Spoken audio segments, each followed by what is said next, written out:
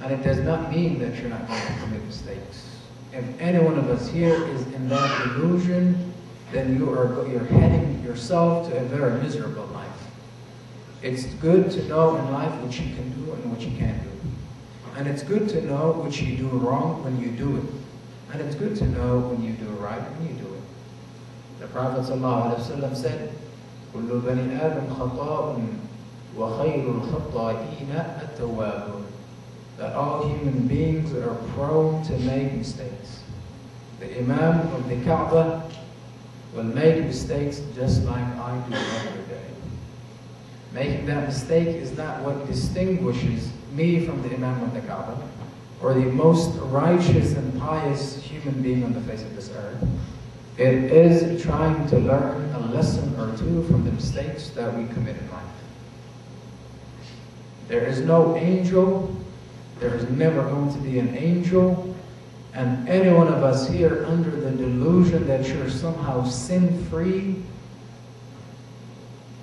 you're only causing yourself a great intellectual misery. A great intellectual misery. You could live the way you want to live, but you know that when all is bad, it's that one true Lord that you're coming back to. So then the bedrock of Islam is that one Allah. فَعْلَمْ أَنَّهُ لَا إِلَهَ إِلَّا اللَّهِ. I've heard someone say, back in the days, he said if humanity was able to come into terms with the oneness of God, they would have no problem coming into terms with the oneness of humanity. And the oneness of humanity does not mean that you and I are going to look the same. The concept of being different, of diversity, is celebrated in the pages of the Quran. Listen to me. The concept of diversity, I to be different from you, and you to be different from the brother sitting next to you, and him to be different from his very own sibling, is not only condoned and understood in Islam, it's also celebrated. Because Allah Jalla Jalaluhu tells us that amongst His great signs to show humanity that He is the creator of all things we see, is that He has made humanity into different colors, into different classes, into different creeds, into different cultures, and into different countries. And so a world that had everyone looking like me would be a very boring world. And a world that had everyone talking like me would be absolutely and generously boring. And a world that had everyone thinking like me and wanting to do the same things in life as I do would also an absolutely ridiculous world. The mere difference of people, of classes, of creeds, of cultures is what brings out the beauty of life. And this concept, this principle, is highly celebrated in the pages of the Quran. Nothing happens haphazardly. Nothing happens haphazardly. Every little thing that you see, every step that a tiny insect takes, there's a wisdom behind it. Because for that to happen, permission must have had come from Allah, and Allah would never allow anything to happen in this world unless or otherwise that there is a vast deal of wisdom behind it. Now, there are four things that Islam, four principles that also Islam from the very start speaks out on and encourages. In Surah Al-Jumu'ah, Allah tells us, and I'm going to start towards the middle of the ayah, يَتْلُو عَلَيْهِمْ آيَاتِهِ وَيُزَكِّيهِمْ وَيُعَلِّمُهُمُ الْكِتَابَ وَالْحِكْمَةَ يَتْلُو عَلَيْهِمْ آيَاتِهِ وَيُزَكِّيهِمْ وَيُعَلِّمُهُمُ الْكِتَابَ وَالْحِكْمَةَ. These are four things, four principles. Number one, Allah has sent you a messenger who is going to recite unto you His verses. Number one. وَيُزَكِّيهِمْ, who's going to purify you. وَيُعَلِّمُهُمْ الْكِتَابَ, who's going to teach you the book of God. وَالْحِكْمَةَ, and who's also going to teach you wisdom. Recitation is quite easy to come by. I see billions of people reciting the Quran left and right. And it's quite possible that we may have many thousands of people reciting the Bible from cover to cover here in this building or this school. Reciting something is an indication that you're interested in something. It alone does not constitute piety and righteousness. It's an indication that you have some sort of interest. Your interest in Islam, for instance, may be academic. You want to learn this because of your school, because of your class. You may be genuinely interested because you are trying to cater to the needs of your spiritual self. Or you may just want to do it for the sake of it. So then, Allah starts with recitation.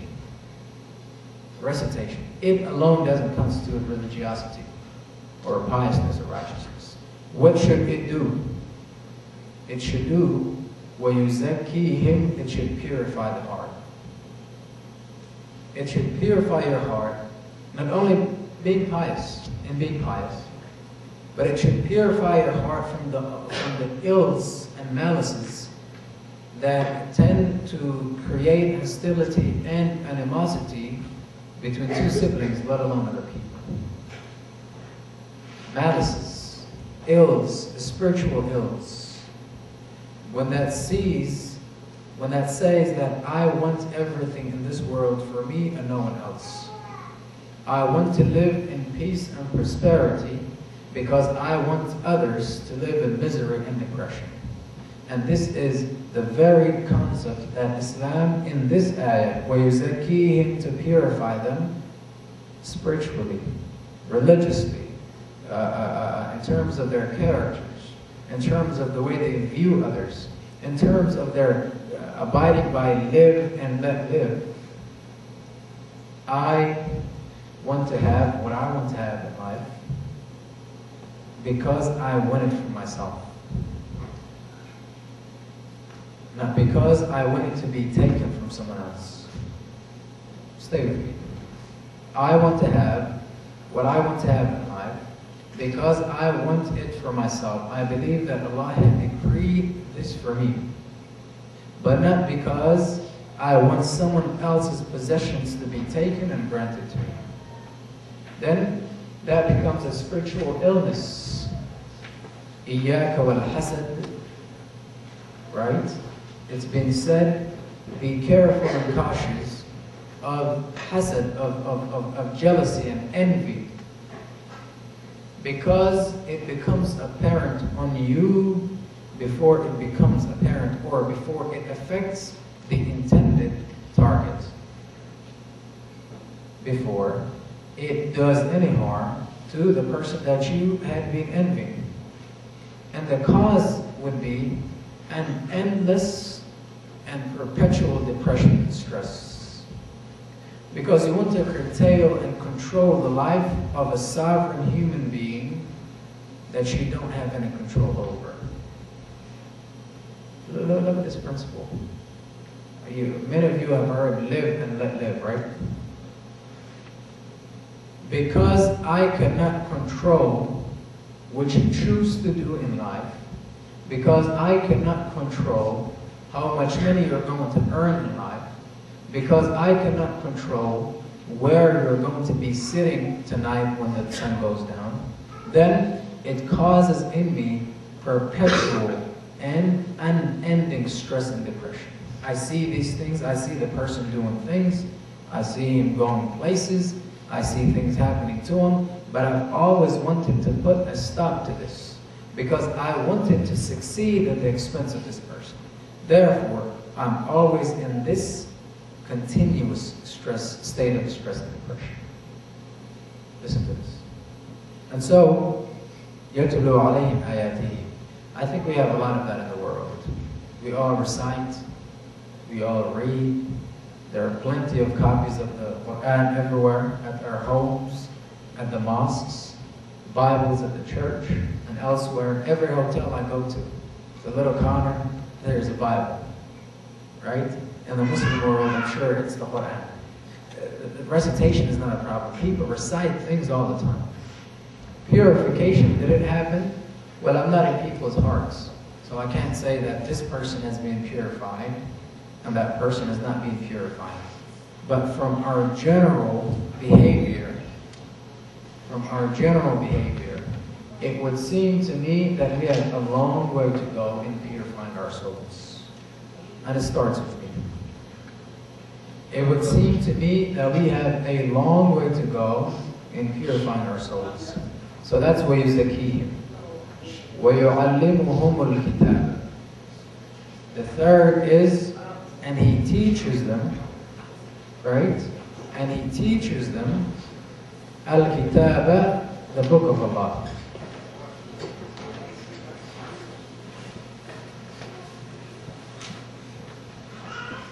وَيُعَلِّمُهُمْ الْكِتَابَ.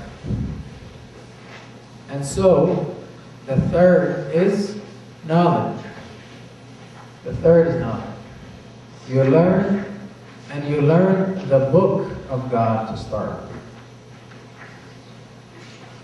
Because once you know what you're supposed to do and what you're not supposed to do, it would be much easier for you to decide on what you want to do. And this applies to life in general. Once you know what you're supposed to do and what you're not supposed to do, it is all the much easier for you to decide on what you want to do. Right? So, the knowledge of the book, I think that is very common in today's world. I know millions of people who have memorized all types of sacred books from cover to cover. That by itself does not say, though, that you abide by every rule. That by itself does not say that you do everything you're told to do in that book. And so the recitation is there. The purification of the question mark. وَيُعَلِّمُهُمُ الْكِتَابَ. Many of us are well learned and well versed in the sciences of our respective religions and theologies. And then the last one is وَالْحِكْمَةَ, and wisdom. And this is also in question mark. There's a big question mark on the wisdom part as well. Because Allah said in the Quran, وَمَن يُؤْتِ الْحِكْمَةَ فَقَدْ أُوتِيَ خَيْرًا كَثِيرًا.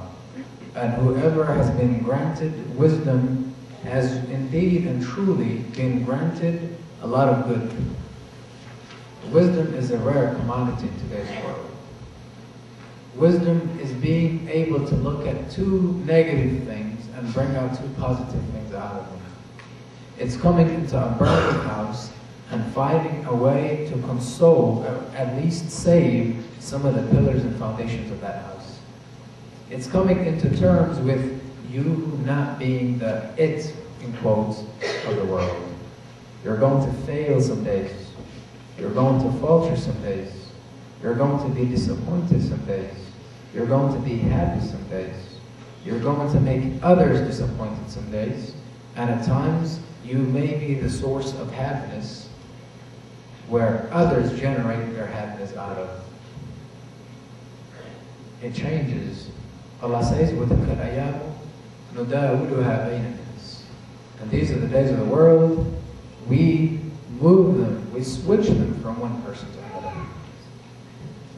Another principle of major importance is that which one is commanded to follow and approach things in life by taking the middle course, the middle path. And mind you, there's long been, as long as memory serves, a debate about what it means to be pious, what it means to be righteous. There are these